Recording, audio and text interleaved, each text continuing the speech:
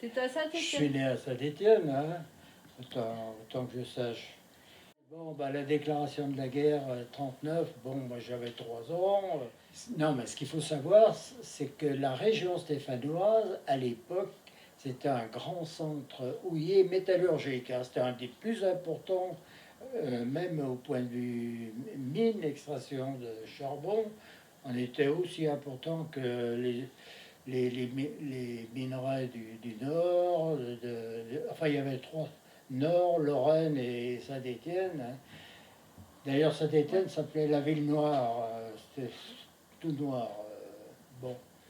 Et évidemment, fabrication d'armes, la vallée du Gier, il y avait des usines métallurgiques, ben, il y avait la manufacture d'armes de Saint-Étienne, et donc Saint-Étienne était, vis-à-vis des Alliés, était une ville qui était particulièrement visée.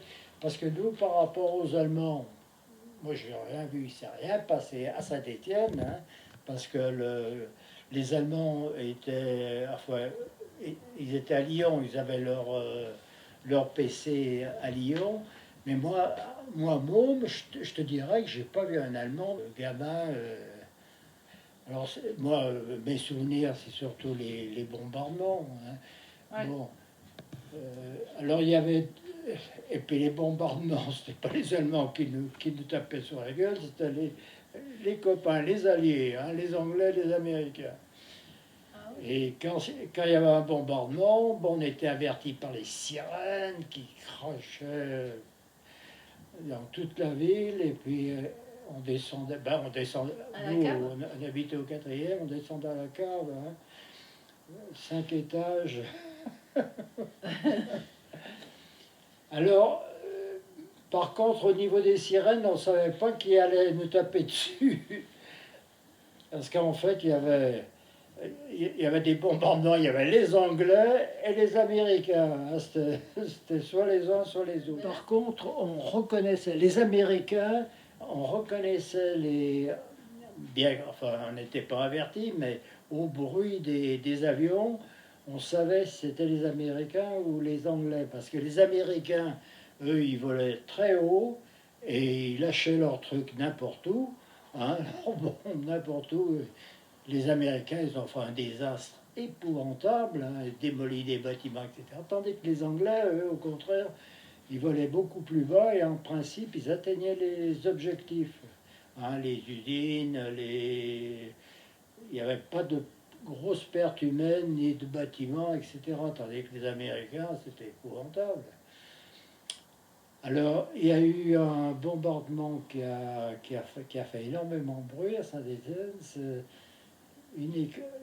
Ce jour-là, enfin oui, ils ont bombardé de 2 jours et ils ont tapé sur une école, un peu plus haut que la place Tardis, c'est où j'habitais, à 400-500 mètres de la maison, en pleine classe. L'école complètement rasée, 500 mômes sur le tapis. Tu te rends compte? Bravo les Américains, hein. Alors je ne sais pas si c'est suite à ce bombardement ou si la décision a été prise avant. Enfin, les personnes qui voulaient, on nous appelait les réfugiés. Ils proposaient à des citadins des enfants chez eux, quoi. Et bon, ben, mes parents nous avaient inscrits, moi, ma soeur et Robert. On était tous les 3 et on nous a... Donc vous étiez une fratrie de 4 et vous aviez les trois premiers. Ben, les 3 premiers, moi je suis né le 9 janvier 36. Mais enfin, disons que Oui, non, moi, ma date, elle ne veut pas dire grand-chose. Au bout de l'année 36, j'ai 1 an. Alors que ceux qui sont nés fin 36, ça fait 0. On est partis à tous les 3. Luisette, moi, et on était chez des paysans différents, hein, complètement. Jean-Seigneur, c'est un village de 200 habitants, au col du Béal, au-dessus de Chalmazel, c'est-à-dire Montbrison, Boin, Chalmazel et Jean-Seigneur. Ben à l'époque, Jean-Seigneur, personne ne connaissait Jean-Seigneur. C'était un village de 200 habitants. il y avait un car qui, une fois ou deux fois par semaine, qui montait à Chalmazel. Et la route était goudronnée jusqu'à Chalmazel. Et de Chalmazel à Janssenière, bon, c'était un chemin d'ailleurs. Moi, j'ai pas vu une voiture à la campagne. Hein.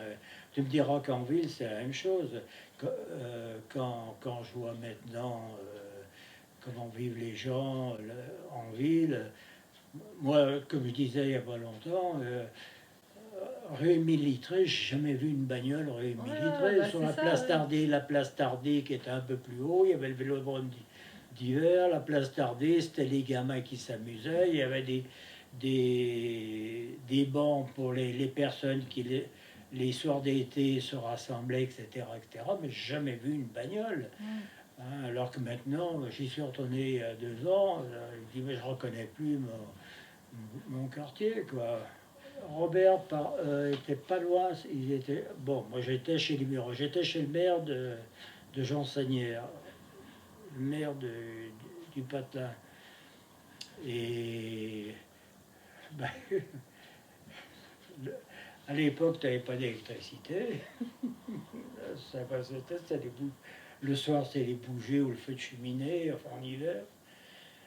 Et puis, je bossais. Hein. Moi, j'avais droit que le dimanche après-midi jusqu'à 4 heures.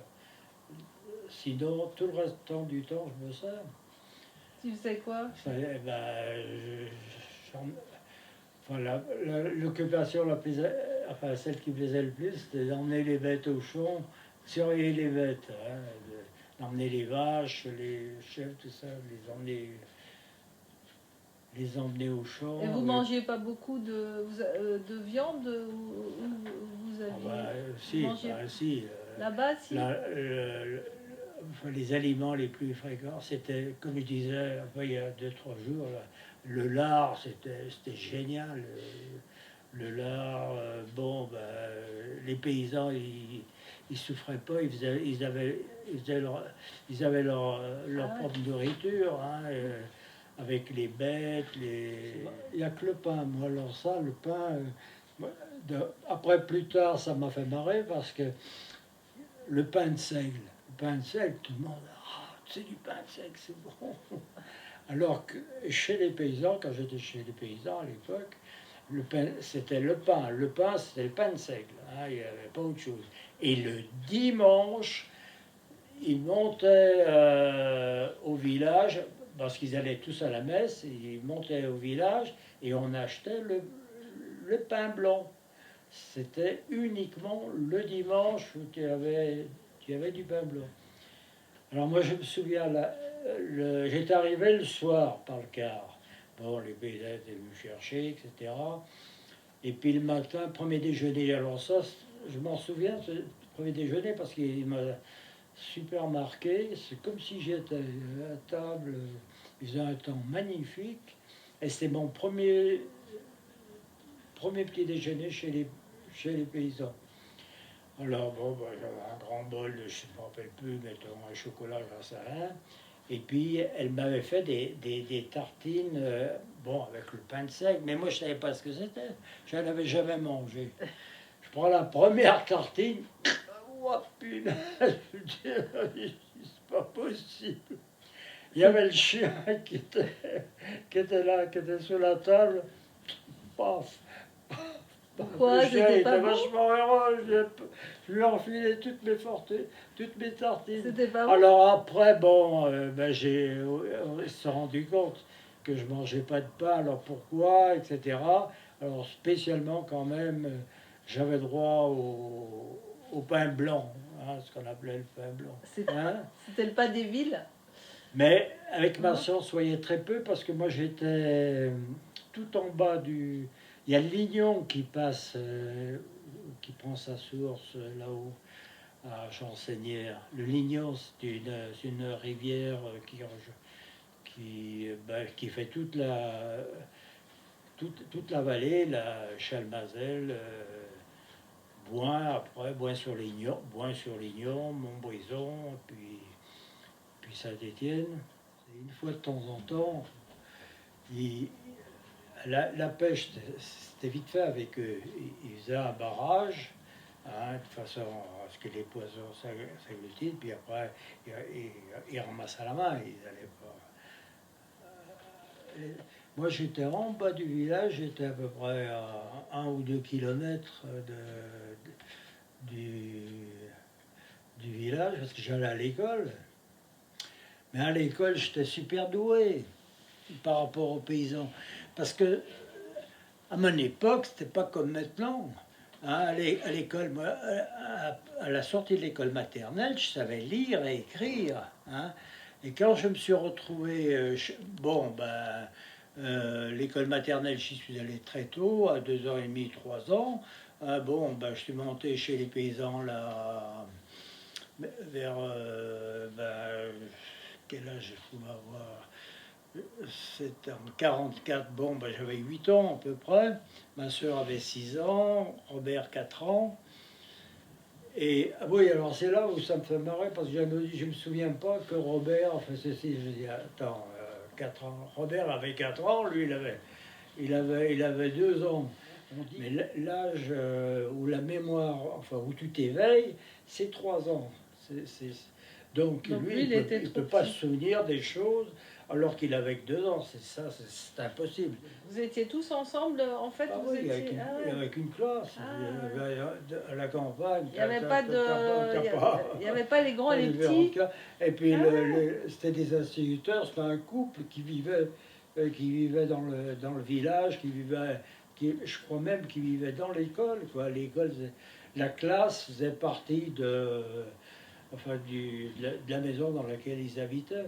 Je me rappelle surtout d'une fille, parce que j'étais amoureux d'elle, qui habitait pas loin de Chéroux, enfin qui étaient les parents où j'étais.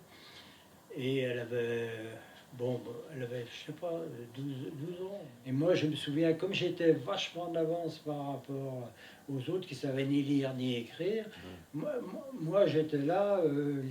Alors, moi, je faisais du boulot.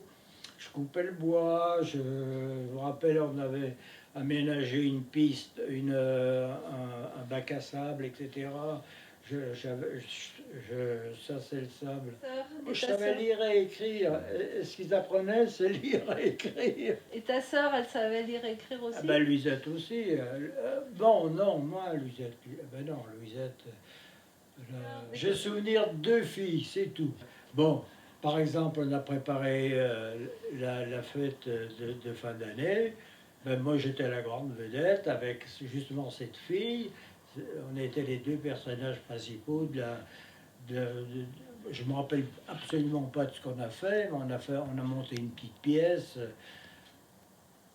Enfin, c'est les instituteurs, quoi. Robert était juste au-dessus d'une ferme qui était juste au-dessus de la mienne. Il s'en rappelle pas, enfin, où il dit j'ai fait ceci, j'ai fait ça. Je lui dis mais non, t'as pas fait ceci, t'as pas fait cela. Moi j'avais 4 ans de plus que toi, c'est moi qui allais te voir, t'étais môme. Finalement, au bout de, je sais pas, il est resté 1 mois, peut-être moins, j'en sais rien, mais tout de suite on a alerté mes parents qu'il fallait venir récupérer Robert. Robert ne pouvait pas rester dans ces conditions. Il était trop petit, à 4 ans. Moi déjà, à 7-8 ans, c'était pas facile. Quoique, moi je ne regrette pas cette... mais quand tu vois les conditions maintenant, parce que il n'y avait pas... pour se laver, c'était ce qu'on appelait le bachat, c'est-à-dire le bassin dans lequel vont boire les bêtes à l'extérieur. Puis c'était une espèce de source qui alimentait le bachat. Mais c'est la première chose. Dès que je suis arrivé à la ferme, on m'a expédié, on m'a emmené chez le sabotier au village pour me faire une paire de sabots. Et pendant tout le temps, je suis resté à la campagne, jamais eu une paire de chaussures aux pieds. Tout le monde était en sabot. Et le sabotier faisait, au fur et à mesure quand des personnes avaient des chaussures, des sabots usés, ou bien les enfants en grandissant, le sabotier, il faisait une paire de sabots sur mesure. Moi, marchait avec des sabots, quoi. Les chaussures, moi, quand je suis arrivé à la campagne, paf, on m'a fait enlever les chaussures. Peut-être qu'au départ, on m'a prêté une paire de sabots, le temps que le sabotier fasse la paire, et l'aller-retour à l'école, j'ai toujours tout fait. C'était loin? C'était loin? Oui, c'était assez loin. Hein. Et bon, j'y montais le matin, je Tu mettais redescendais combien à de temps? midi, je remontais l'après-midi, et tout à pied, et dans la nature, dans la campagne. Il y avait pas une... Tout seul? Je coupais à travers. Oui, j'étais tout seul. Moi, les fermes, elles n'étaient pas l'une contre l'autre. Moi, la première ferme qui se trouvait à proximité, je sais pas, elle se trouvait à 200 mètres. Il y en avait une autre qui était plus loin, à 400-500 mètres. Le domaine, enfin, c'était disséminé dans la campagne. Puis tu avais le petit village avec l'église. Tu mettais combien C'était de des temps? fermes avec des paysans, avec des animaux, qui avaient leur terrain. Moi, j'ai tout fait. J'ai fait les labours en automne, après les blés, les 4 saisons. J'ai vécu les 4 saisons à la campagne. Je suis resté plus d'1 an, je suis resté pas loin de 2 ans. Parce que je me souviens très bien le jour où ils ont signé en 45 les sirènes. Ça a été un temps magnifique. Tout le monde était heureux. Enfin, évidemment, ça m'a rassuré l'esprit parce qu'on était avec mon père, on écoutait la radio, tout ce qui se passait. Mais là, tu étais rentré à la Oui, je rentrais, mais je suis rentré avant la fin de la guerre, c'est-à-dire la fin de la guerre, c'est 45, c'était août 45, je sais plus. Bon, et mon père est sur une carte, avec des flèches, il marquait le lancement des Alliés, enfin des troupes françaises. Bien, alors, mais moi, je me rappelle pas. Moi, là, de cette fin de guerre, je me rappelle. C'est pour ça, déjà, toi, la 45, donc j'avais 8 ans, déjà, là, j'ai des souvenirs ponctuels. Alors, comment peux-tu dire, comme Jeannot, là, il dit, je ne me souviens pas, ceci, moi, je dis, mais enfin, c'est normal, tu ne te souviens pas, tu avais moins de 3 ans, tu ne pouvais pas te souvenir que Robert ait fait ceci ou cela, c'était pas possible. Ouais. Donc, tu n'as pas vu beaucoup les Allemands Moi, je n'ai pas vu un Allemand de toute la guerre. Par contre, ce qui était... Quand on était à la campagne, tu te rends compte, on était pourtant à 60 km. Jantanière, ça veut près 65 km, mais c'est en altitude. Hein. On était au sommet du col du Béal, Jantanière, c'était à 1200-1300 mètres d'altitude. Et quand il y avait des bombardements, on savait, on voyait, parce qu'on voyait à l'horizon des lumières. Alors on disait, tiens, ils bombardent.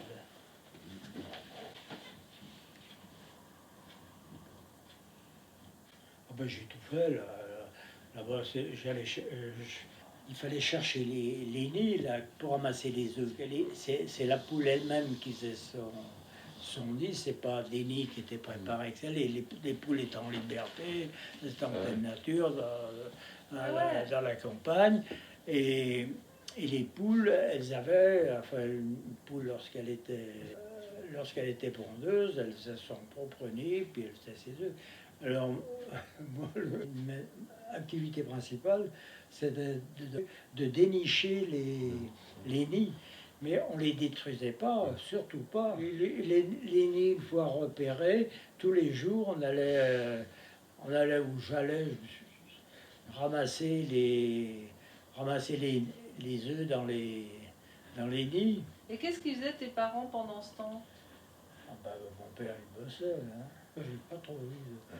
Là, déjà, ça détient, on était en zone libre. Hein. On était pas... Et le commando allemand, la Gestapo, tout ça, c'était à Lyon. Hein. C'était pas Saint-Étienne. Oui. Voilà, moi, c'est bien ça. Moi, je me rappelle pas d'avoir eu un Allemand dans la région. Enfin, chez moi, ça dégaine. Il faut dire que j'ai passé 2 ans à la campagne. Hein, Ouais. bon. Et avant, 39, mettons 42, l'histoire des 3 ans, je ne peux pas me rappeler de ce qui s'est passé en 40, 41, c'est pas possible. Et tes parents, ils t'ont pas raconté? J'ai aucun souvenir. Bah, mes parents, ils allaient me raconter. Ils racontent On pas. n'est pas comme maintenant où tu fais pas un PEC, on te photographie. Moi, les appareils de photo, tout ça, ça n'existait pas. Hein. Moi, le premier appareil de photo que j'ai eu, je l'ai eu à l'armée. Dans les pionniers avec les Oui, caméras. première caméra, j'avais 23-24 ans. Hein. Noir La et télé, blanc, elle n'existait pas. Moi, c'est la radio d'abord, ouais, la radio. c'est bien simple. Je me souviens la première fois, j'étais scié. Alors, quand tu as des choses qui se font la première fois, enfin, sur le plan émotif, tu as le choc. C'est pour ça que je me souviens des trucs, mais instantanément, enfin, c'est des images, c'est un moment choc où tu as été perturbé, enfin, tu as été choqué sur le plan émotionnel, et c'est pour ça que tu retiens. S'il n'y a pas eu un choc émotionnel, ça s'efface de la mémoire. Je me retrouve devant un magasin, à Saint-Étienne, devant un magasin, par exemple, je me souviens, c'est dans la Grande Rue. Mais c'est un choc. J'arrive devant le magasin et il y avait la télé. Je vois un appareil en vitrine, un appareil en vitrine avec de l'animation. Je dis, mais moi, je tombe là-dessus, je dis, mais c'est pas possible, qu'est-ce que c'est? Je cherchais la caméra, je dis, mais il n'y a rien à faire, il y a pas de projection d'un film. Première fois que j'ai vu la télé, mais je dois voir, je sais pas, les premières personnes qui ont, qui ont eu la télé, c'était chez les Lanternauses. Ben, j'avais 20 ans. Alors, papa est parti donc à la guerre. À son départ, on lui avait promis qu'il aurait obtenu sa première permission 3 mois plus tard et il est rentré 5 ans plus tard. Donc, lorsqu'il a laissé maman, elle était enceinte d'Enzo et lorsqu'il est rentré, il avait un fils de 5 ans qu'il n'avait jamais vu. Il est resté prisonnier combien de temps? Il a été prisonnier sur les 5 ans, bien 4 ans. Il est allé en Macédoine et île de Crète. Voilà, il était près de Héraclion. Et papa ne voulait quitter la Crète qu'en avion. Parce qu'il a vu plein d'Italiens dès qu'ils s'éloignaient dans les navires de guerre, on les bombardait. Ouais. Et alors il disait, moi je reste ici, je ne partirai qu'en avion. Il a aidé à enterrer des cadavres, il a vu tout ça. Oui, lui il a vécu des choses quand même. Parfois on l'a mis contre un mur, on voulait le fusiller, puis on ne le fusillait plus. Mais bon, ça c'était... Ce sont des aléas de la guerre. Hein. Moi je sais pas, je n'ai pas connu, mais... quand je suis allée en Crète avec lui, il m'a raconté des choses qu'il ne m'avait jamais dites. Nous, on est parti avec un couple d'amis, hein, on était 5, on avait loué une voiture à l'aéroport d'Héraclion, et tout de suite il a voulu aller dans un village en haut, perché, au-dessus d'Héraclion. Et là, quand on arrive sur la place du village, il y avait le Pope et quelques villageois qui étaient là, sous un arbre. Alors je me suis approchée, je lui ai demandé s'il parlait français, non, anglais, non, italien, un poco. Et j'avais un papier, j'ai écrit sur un papier 1942. Alors tout de suite ils ont compris ce à quoi je faisais allusion. Alors ils parlaient entre eux, et mon père s'éloigne un peu et arrive un grand monsieur, un beau grand monsieur avec un costume. Il me parle en italien. Il me dit, madame, c'est vous qui cherchez quelqu'un, hein, vous cherchez quoi exactement? Je lui dis, écoutez, c'est mon père qui cherche, qui connaît cet endroit, puisqu'il était prisonnier ici, et qui travaillait à la commandature. Et la commandature était encore sur la place du village. Je lui dis, comment s'appelle votre père? Je lui dis, Fernand Barcot. Il me dit, Fernand Barcot? Mais c'était mon ami, mais il n'est pas mort. J'ai dit, non, il est là-bas. Alors, ça a été des grandes retrouvailles, les gens sont venus, les villageois, on a pris des photos, il nous a emmenés chez lui, on a bu des liqueurs et compagnie. Il y avait sa femme, une petite crétoise, toute petite, toute ronde, avec des frisettes. Et ils avaient une maison sur la colline, et on voyait tout Héraclione. Et ensuite, nous, on avait tout un circuit qui avait été organisé. On avait réservé des hôtels chaque soir. On faisait un périple la journée, hop, le soir, on allait coucher à tel endroit. C'était un beau voyage. Quand je voyais les mômes gaspiller, les mômes, à partir de Patricia, et moi... Et oui, parce qu'ils se rendent pas compte. C'était impossible. Ouais. Nous, on ne laissait rien dans l'assiette. Rien. Et on aurait laissé quelque chose, alors c'était pas possible parce qu'on crevait de faim, mais on aurait laissé quelque chose, mon père nous aurait, il nous aurait remis d'équerre, vite fait, bien fait. Le truc qui tombait par terre, il le ramassait, il le remettait dans l'assiette, il ne supportait pas le gâchis.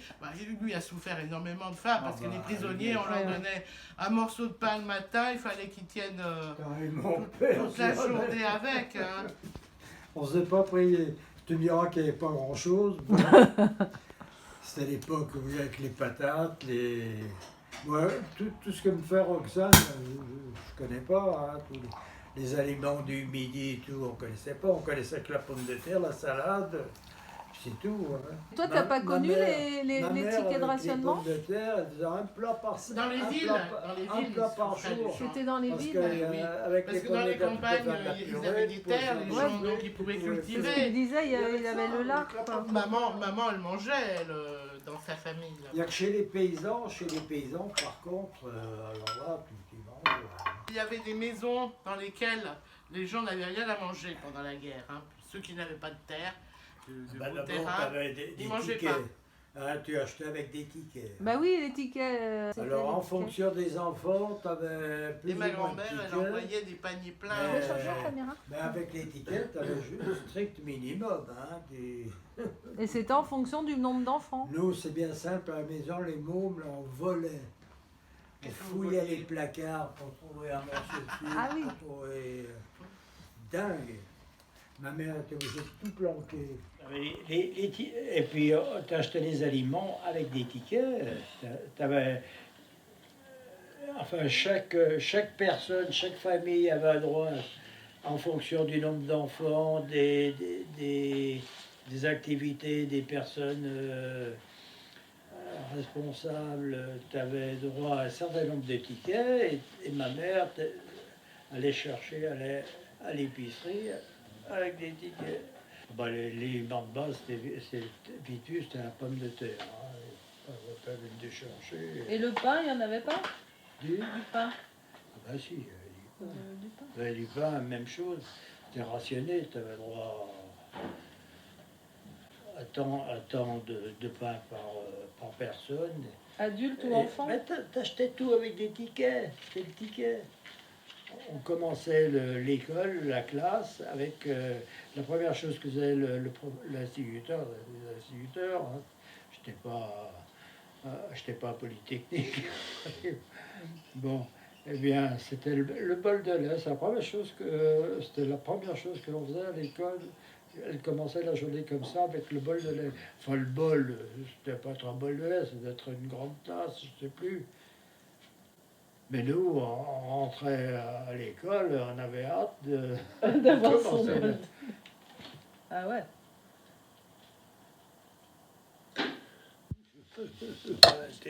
Non, mais si. Donc tes parents, ils ont trouvé une bombe?